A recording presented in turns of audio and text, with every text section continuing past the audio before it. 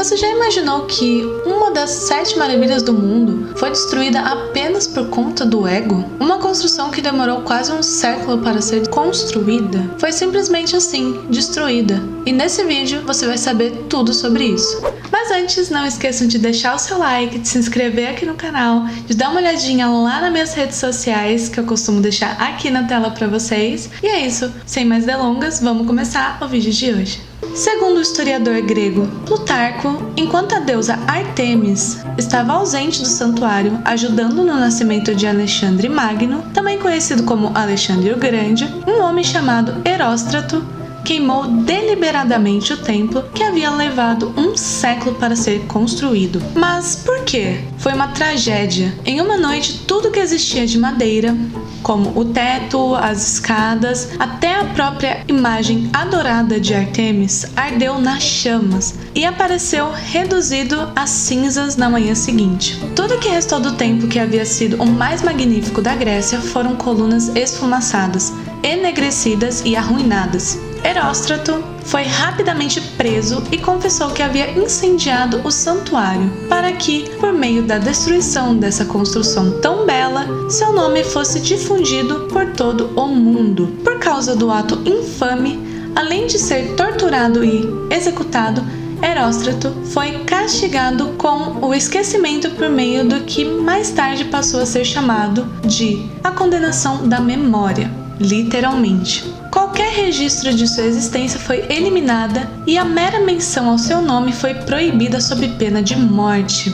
Por um tempo, a medida foi acatada, mas, eventualmente, Eróstrato alcançou seu objetivo. Apesar da pena decretada, o historiador contemporâneo Teopompo mencionou o nome do incendiário em uma obra escrita daquele mesmo século. Portanto, apesar de sabermos pouco sobre Eróstrato, ele nunca foi esquecido, mais que lembrado. Na verdade, Eróstrato pulou dos livros de história para outras esferas. Na literatura, vários grandes nomes como Victor Hugo, Anton Chekhov e até o engenhoso Dom Quixote de La Mancha, personagem de Miguel de Cervantes, violaram a condenação da memória. No poema onírico inacabado chamado A Casa da Fama, de Chaucer, do século XIV, Eróstrato aparece apresentando seu caso à musa Calíope, que escuta suas súplicas no Tribunal da Fama.